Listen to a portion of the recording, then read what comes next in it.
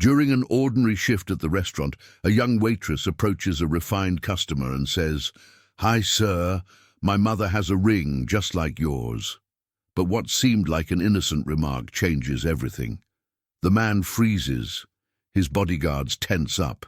Without knowing it, she just touched a secret buried for decades. Now questions arise. Who was her mother? And why did that put her in the crosshairs of killers? Before you begin, click subscribe and tell me something about where you live. What's the weather like today? It was a busy Friday night at the Oak Room, one of the most expensive restaurants in the city. Every table was full. The noise of people talking and dishes clinking filled the air. Waiters moved quickly, delivering plates and drinks without stopping. Rachel Walker, a 24-year-old waitress, had been working since 3 p.m. and was tired but focused. She saw a new customer entering and heading to one of the corner tables. He looked serious and confident, wearing a suit that probably cost more than her entire monthly paycheck. As she walked over to greet him, she noticed something on his hand, a shiny gold ring with a strange, detailed design. She smiled politely and said, "Hi, sir. My mom has a ring just like that." She didn't mean anything by it. But the moment she said those words, the man froze. His expression changed completely, like she had said something dangerous. The man stared at Rachel in silence for a few seconds. His eyes were locked on hers, and his face looked suddenly tight and unreadable. Rachel began to feel awkward.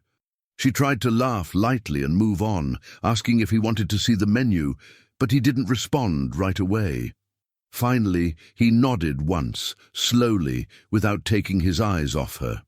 Rachel turned around and walked back to the kitchen, trying to shake the weird feeling. She couldn't understand why such a simple comment made him act like that. In the kitchen, her co-worker Liam asked if something was wrong, but she just said she was fine.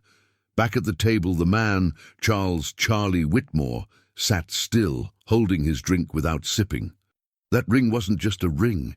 It was a symbol, a mark of a powerful group, and if Rachel's mother really had the same one, it meant something serious. Very serious. Charlie Whitmore was not just any rich guy. He was the top boss of a local crime organization. Known for his calm face and brutal actions, people didn't speak his name out loud unless they had to. Charlie had built his empire slowly and silently, never leaving loose ends. The ring he wore was given only to trusted members of his inner circle. It was rare, almost impossible to find outside the group. When Rachel mentioned it, he first thought it was a mistake, but the way she said it, casual, honest, made him think again. He wondered if she really saw the same ring, or if she was playing a dangerous game. The restaurant didn't know who he really was. He always came in with fake names, never drawing attention, but now someone had accidentally touched a nerve. Rachel's words unlocked a door that Charlie had kept closed for years. In the following minutes, Charlie kept watching Rachel as she worked. She served other tables, smiled at customers, and acted like everything was normal. But now he needed to know more about her. He sent a quick message to one of his men outside the restaurant. "Find out everything about a waitress named Rachel Walker. Now." His mind was racing. If Rachel's mother had that ring, it could mean she was connected to someone from his past. Maybe someone he thought was dead, or someone who disappeared a long time ago. Memories started coming back, names, faces, and moments from a time he tried to forget. Back in the kitchen, Rachel couldn't stop thinking about the strange man and his reaction. She checked the floor plan and saw his name on the reservation. Mr. Henry Gray. That didn't help. She had never heard of him, but something about him made her feel both curious and nervous. Later, Rachel got her break and stepped outside to catch some air. She messaged her mom, asking about the ring.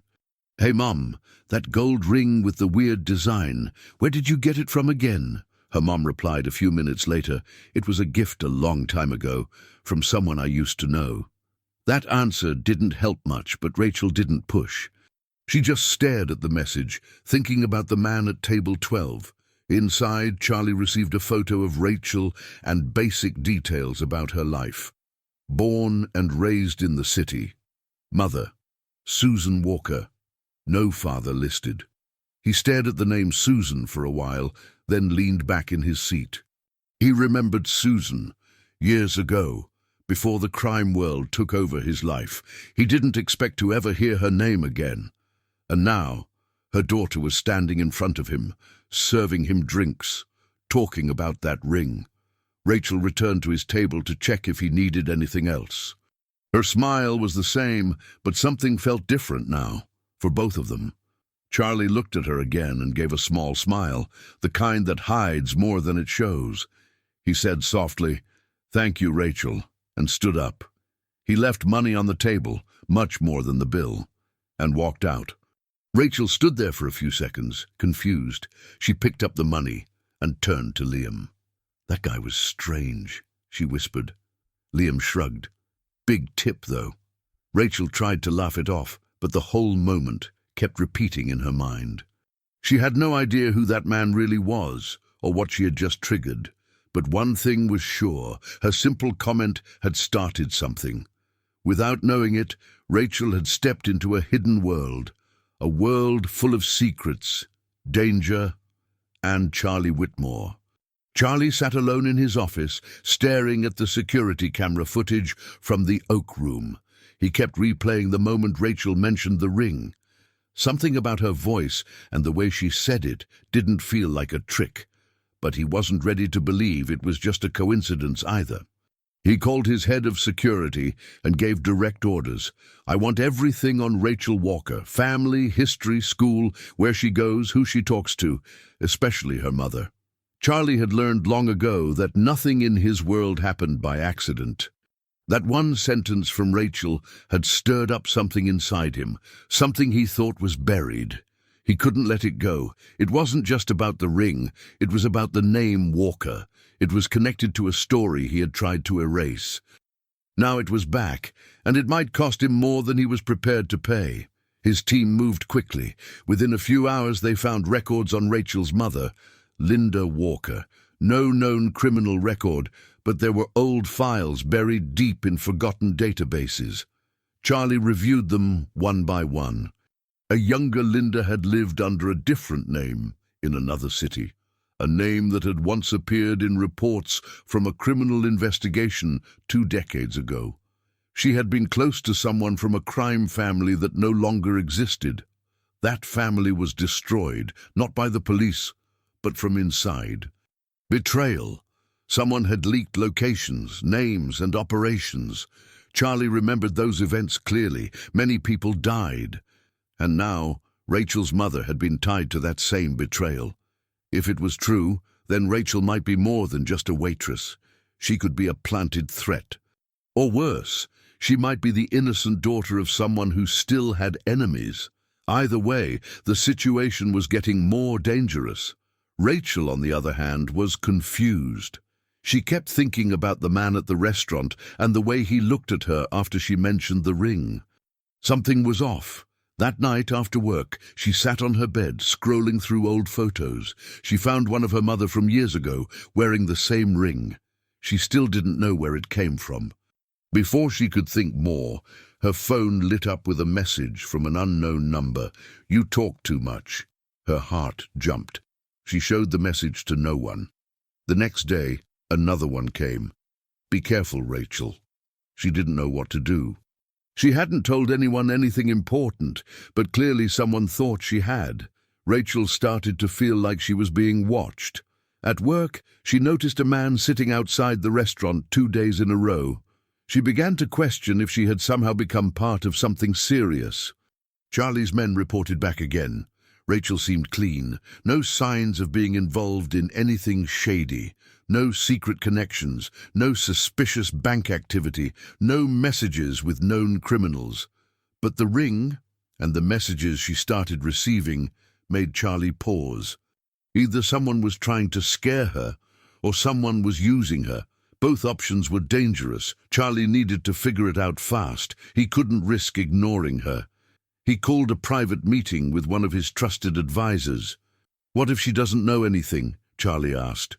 Then she's a target, the advisor said. Someone wants her dead before she remembers something. Charlie didn't like how fast things were escalating. He had enemies who would do anything to hurt him, even use someone like Rachel without her knowledge. If Rachel really was the daughter of someone tied to the betrayal years ago, it meant her life, and maybe his own, was now in danger. Meanwhile, Rachel decided to talk to her mother. She called her and asked directly about the ring again. This time, Linda hesitated. She said, "It was from someone I once cared about, a man from a part of my life I don't talk about." Rachel pressed her, but Linda said no more. That night, another message appeared on Rachel's phone. Last warning. She was scared, but also angry. She wasn't involved in anything, yet someone was threatening her. She finally told her best friend from work, Liam, about the messages. He told her to go to the police, but she didn't want to. Something told her this wasn't a normal situation. Rachel didn't understand how a simple comment about a ring had caused all this. She began to research the symbol on the ring online, trying to see if it meant something more. What she found confused her even more. The design was linked to a crime group from years ago. Charlie stayed up most of the night thinking. He now had a hard choice. Was Rachel part of a plan to get close to him, or was she just caught in something she didn't understand? If he chose wrong, it could cost him his freedom, his power, even his life. But if he ignored her, it might cost Rachel her life. Either way, leaving her alone wasn't an option anymore. Someone was clearly watching her, someone who didn't want the past to come back. Charlie didn't know yet who was pulling the strings, but he knew one thing for sure. Rachel was now a piece on the board, a piece he couldn't afford to lose or trust too easily. As he picked up the phone to make another call, he knew the game had changed. What started as a comment about a ring had now become something far more serious. Rachel was in it, whether she knew it or not. The night had seemed to calm down at the Oak Room. Most of the customers had left, and the staff were starting to clean up. Rachel was in the back, checking receipts and closing her section. Charlie was still there, sitting quietly at his usual table. He wasn't eating or drinking, he was thinking. Suddenly, the front doors burst open. 3 men wearing dark jackets and masks stormed in, holding automatic weapons. Without saying a word, they opened fire. Glass shattered, people screamed, dishes flew off tables. One of Charlie's security guards was hit immediately. Charlie didn't move at first. His brain had already switched to survival mode. But something was wrong. The men weren't looking at him. They were looking past him. One of them shouted, "Where is the girl?" That's when Charlie knew this wasn't about him. It was about Rachel. She was the target, and she had no idea why. Charlie jumped from his seat and yelled for his remaining guards. "Get her!" he shouted, pointing toward the back. Rachel, frozen at first, heard her name and ran. One of the guards grabbed her and pulled her toward the kitchen. More gunfire came from the front. The attackers didn't stop. They were clearly after her, not the money, not Charlie, just her. She kept asking what was going on, but the guard didn't answer. He pushed open a heavy metal door in the back. Behind it was a dark, narrow hallway leading to a basement. "Move!" he said. Rachel hesitated for a second, but then followed. The guard and another man stayed behind to cover their exit. Charlie joined her a minute later, out of breath but focused. "Keep going," he told her. They reached a brick wall with a strange metal latch. Charlie pulled it, revealing a hidden door. Behind it was a tunnel, old, dirty, but real. Rachel stepped into the tunnel, heart racing. It was damp and smelled like dust and old pipes. The tunnel was part of an old underground system from decades ago, back when the city used secret paths during Prohibition times. Charlie knew about it.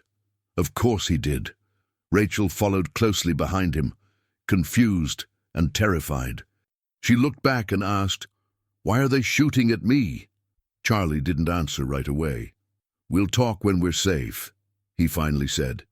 They walked fast, passing through old doors, cracked walls and puddles. The tunnel wasn't just one path. It had branches. Charlie knew exactly where to turn. He had used it before, probably many times.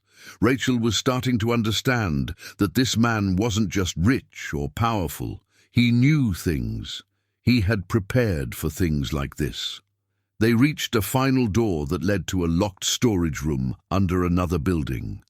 Charlie unlocked it with a code and stepped through. Once inside the room, Charlie made a call on a special phone. It wasn't his regular one. "It's me. The girl was the target. Get the rest of them out of the restaurant. Clean up." Then he looked at Rachel, who was sitting on a wooden crate, shaking. "You're not safe anymore," he said. Rachel asked again, "Why me? I didn't do anything." Charlie sat down across from her. He spoke slowly. "Someone believes you know something, or they think you're important. Either way, they want you gone." Rachel tried to understand. "Is it because of the ring?" she asked. Charlie nodded slightly. It started there. Rachel felt her stomach twist. Her normal life had vanished.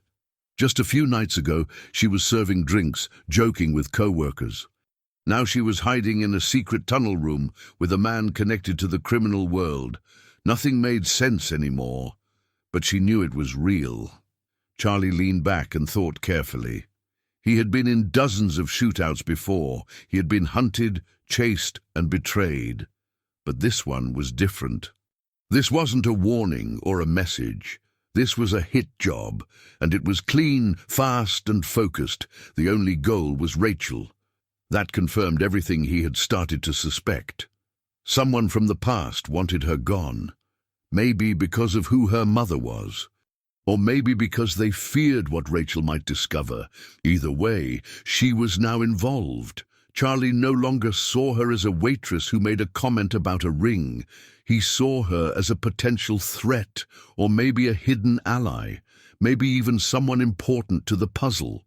Rachel, sitting quietly, was still trying to breathe normally. Her hands wouldn't stop shaking. She asked, "What happens now?" Charlie didn't answer yet. He was already planning the next steps. He had to move fast.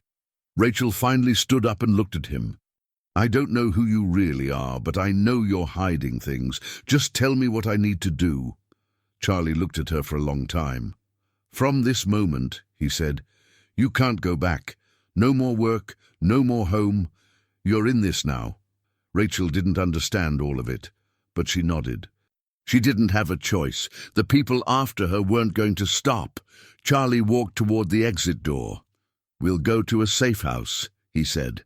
"You'll stay there until I find out who sent them." As they left the storage room and moved through another back alley, Charlie knew that Rachel wasn't just part of the story now. She might be the key, whether she was a weapon, a message, or an heir to something long buried. He didn't know yet. But the attack had confirmed it. Rachel Walker mattered. The St. James Hotel was fully booked that evening. It was the night of the annual gala, a high-profile event that attracted business leaders, politicians, celebrities, and wealthy guests from all over the city. The ballroom was decorated with gold and white, with shining lights, red carpets, and background music. Waiters moved across the floor with trays, and photographers took pictures at every turn. But hidden beneath the fancy appearance was something very different. Charlie had organized an operation inside the event. It wasn't just a party, it was a trap.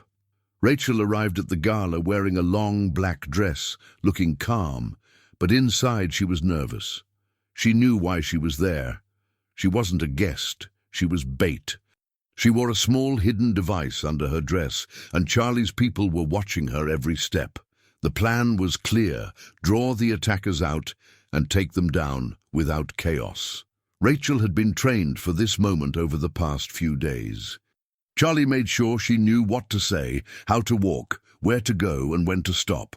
Her job was to blend in, move around the ballroom, and wait until something happened.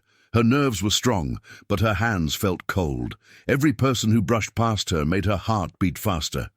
Still, she followed instructions. She walked slowly around the hall, stopping to look at paintings, pretending to check her phone. Charlie's security team was in position. They were dressed as guests, guards, waiters, spread across the hotel. Rachel finally stepped onto the terrace connected to the ballroom. It was quiet there, and she acted like she was enjoying the view. That was the signal. She had isolated herself just enough. And as expected, 2 men in black suits followed her outside. Then a 3rd man appeared near the edge of the terrace. Rachel turned and saw the men walking toward her. They didn't speak. One of them gave a quick signal with his hand, and the others surrounded her. She didn't scream or panic. She remembered what Charlie told her. Let them think they're winning. Buy time. One of the men said, "Come with us, now." Rachel took 1 step back. She acted scared, but her hand was already touching the tiny button hidden in her bracelet. She pressed it once. That was the alert. The attackers didn't know it yet, but everything was over. From the ballroom and nearby halls, Charlie's team moved in.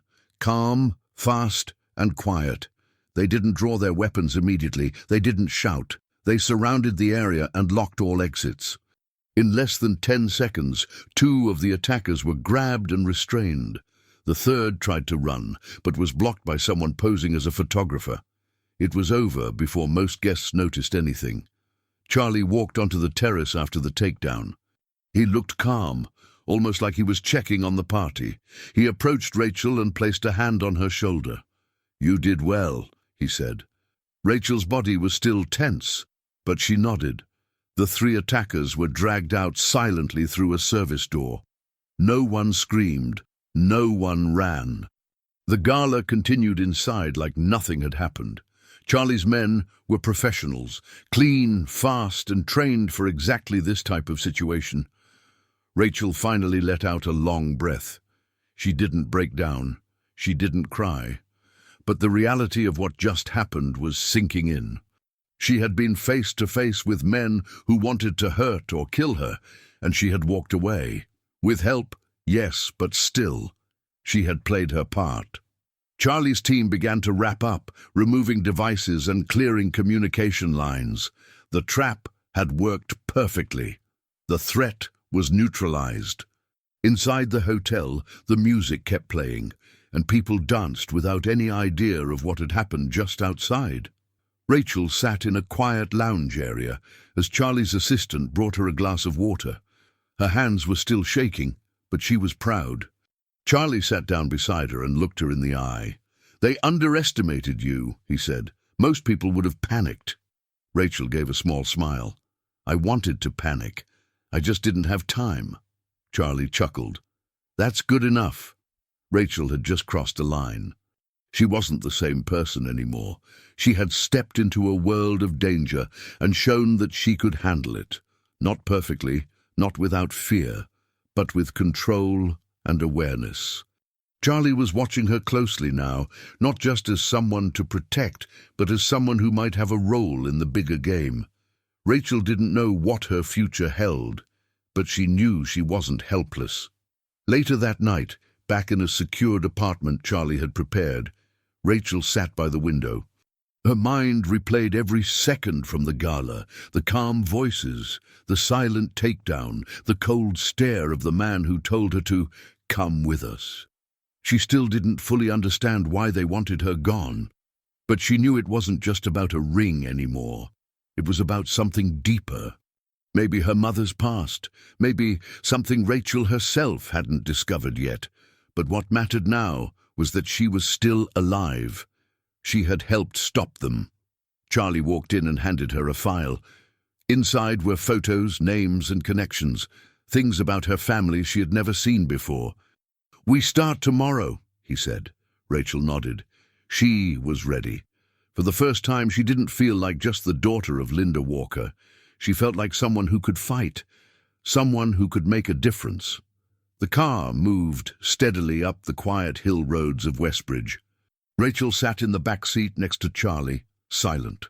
Her hands rested on her lap, and her eyes looked out the window at the massive iron gates slowly opening in front of them.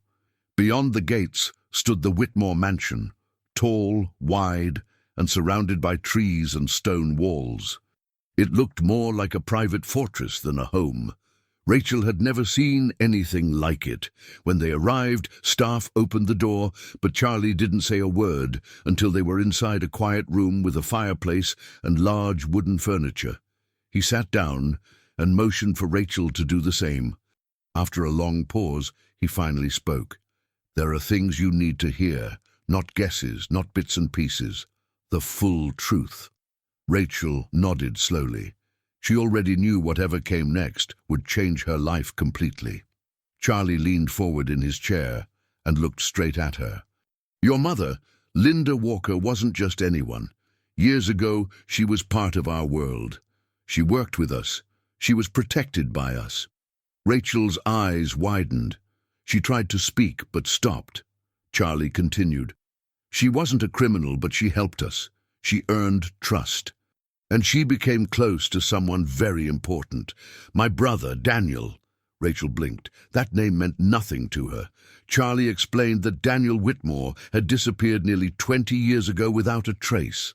Before he vanished, he gave that ring to someone he trusted deeply, Linda. That ring wasn't just jewelry. It was part of a set given only to our blood, our family.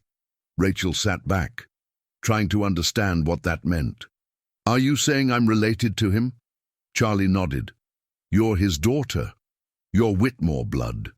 That's why they came after you. You're not just involved. You're part of this." She looked at Charlie, unsure what to feel. "You're saying my whole life was a lie?" she asked. "I was just a waitress. I had a normal life." Charlie stood too, but calmly. "You were hidden, for your safety. Your mother disappeared from this world to keep you out of it. But now, things changed. You saw the ring, you spoke the words, they recognized you, and now so must we." Rachel paced back and forth in the room, confused. Her thoughts raced. She remembered small things from her childhood, stories her mother never finished, questions she avoided. Suddenly, they all made sense. Charlie reached into a drawer and pulled out a small wooden box. He placed it on the table and opened it. Inside was a ring, just like his. "This belongs to you now," he said. Rachel didn't move at first. Her fingers curled slightly. She was speechless. Charlie didn't pressure her, he simply waited. Rachel looked at the ring, then at him. "What does it mean, if I take it?" she asked. "It means protection," Charlie said. "It means loyalty. It means you carry the name, the burden, and the legacy of Whitmore." Rachel was quiet. The room felt heavier now. Charlie continued. "We're not asking you to become a soldier, but the world knows who you are now. That means we can't ignore it, and neither can you." Rachel sat again and stared at the box. She had always thought of herself as average. Just another person working long hours, paying bills, living day to day. But now, that life felt like a mask. The truth was deeper and darker. She was born into a world of secrets and power. Whether she liked it or not, she was part of a family that ran things from the shadows. And the shadows had found her. Charlie reached for the ring and held it out to her. "This is your choice, Rachel," he said. "But understand, the moment you put this on, your old life ends. You can't go back to it. Not ever." Rachel looked at her hand, then at the ring. She remembered the messages, the attack, the gala, the fear she felt, and the strength she had to find. She thought of her mother and all the things that were never said. She realized the world she thought was real had already disappeared. Even if she walked away now, things would never go back to normal. The restaurant job, the quiet nights, they were gone. Slowly, she reached for the ring and took it from his hand. Charlie nodded once. "You've made your choice." Rachel placed the ring on her finger. It fit perfectly. She was no longer just Rachel Walker. She was Whitmore, and that meant everything would change. Charlie stepped back and gave her a respectful look. "From now on, you are under full protection. You'll train, you'll learn, and you'll be part of every decision that affects this family." You carry our name, and that name means something to a lot of people, friends and enemies." Rachel didn't speak, but she understood. She felt it in her chest. Her life wasn't just different, it was over. The old version of it, at least. She was in a new world now, one with rules she didn't know yet. But she wasn't afraid, not as much as before. The ring on her finger felt heavy, but also powerful. She looked at Charlie and said, "What happens next?" He smiled for the first time in a while. "Now we prepare." Rachel nodded. There was no turning back. The question she had asked days ago, the one about the ring, had destroyed her past life. And now, she was one of them. A few weeks had passed since Rachel put on the Whitmore ring. A lot had changed. Her training had started, not with weapons or violence, but with observation, information, and trust-building. Charlie said understanding people was more powerful than bullets.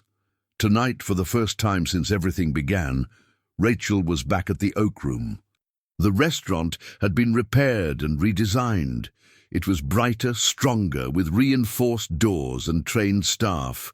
Everyone inside now worked for the Whitmore family, directly or indirectly. It was no longer just a place to eat. It was now one of their safest territories. Rachel sat at the same table from that night. Charlie sat across from her. The waiter poured their wine and stepped away. Charlie raised his glass. "To new beginnings," he said. Rachel looked at him, then at the ring on her finger, and replied without hesitation, "To family." They both drank. Nothing was the same anymore. As they began eating, the conversation shifted to business. Charlie explained that Rachel's role in the family would not be loud or public. "You'll listen during meetings," he said. "You'll watch how people behave, what they don't say, how they move when they lie." Rachel nodded. This wasn't a movie or a spy story. It was real, and it was slow, precise work. "We don't need you to be a soldier," Charlie added. "We need you to be smart, present, calm. That's how we survive."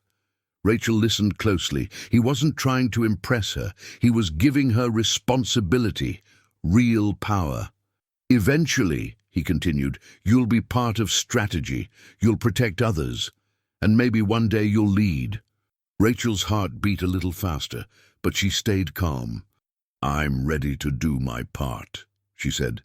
Charlie smiled slightly. He believed her, not just because of her bloodline, but because she had already proven herself more than once. Charlie reached into his coat pocket and placed a small sealed envelope on the table. "Inside," he said, "is your first assignment. It's not dangerous, but it matters. You'll observe a business meeting happening next week. Say nothing, do nothing, just listen. Afterward, report to me." Rachel took the envelope without opening it. She understood the test. It wasn't about the task, it was about trust. Charlie leaned back. "Information moves everything in our world," he said. "People think it's money or weapons, but it's knowledge. Knowing who's afraid, who's lying, who's planning something stupid. That's how we stay alive."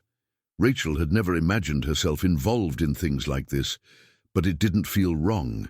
It felt clear, logical. She was part of something now, and with that came duties. She looked around the restaurant.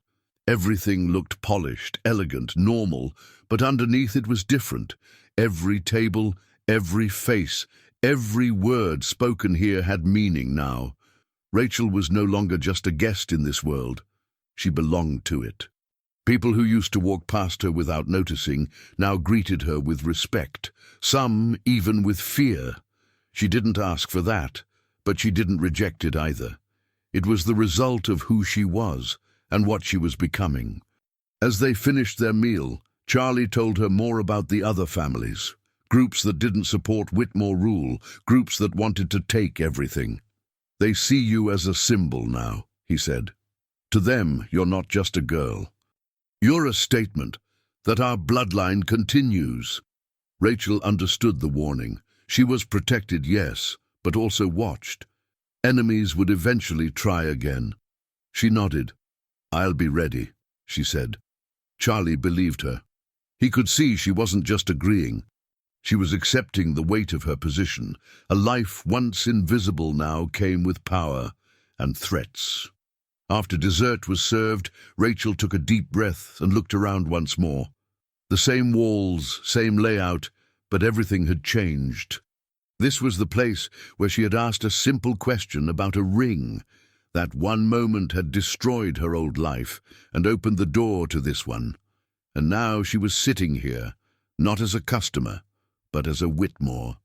Charlie stood up, and so did she. "We'll talk tomorrow," he said. "The car is waiting outside." Rachel nodded and walked beside him toward the exit.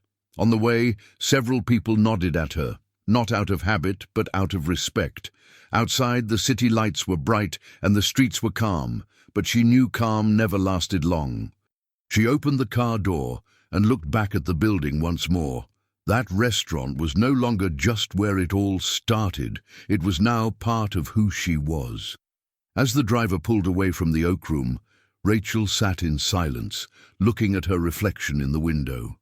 Her fingers touched the ring again, almost unconsciously. She could feel everything it meant, the promise, the risk, the expectations. She wasn't scared anymore. She didn't feel like she was pretending.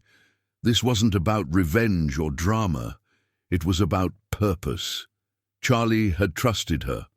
The family had accepted her, and she had accepted them in return. At that table earlier, when she raised her glass and said, "To family," she meant it. It wasn't just a toast. It was a decision, one that couldn't be undone. From now on, Rachel wouldn't just react to things. She would act. She would learn, protect, and prepare, and if needed, she would fight. But for now, she smiled softly. For the first time, she felt like she was exactly where she was meant to be, a part of something greater and permanent, and that's a wrap. I'm so glad you stayed with us all the way to the end. Thank you so much for watching. Let us know in the comments what you thought of the story, and tell us which part you liked the most, or the least. If you haven't subscribed yet, now's the perfect time. See you in the next one.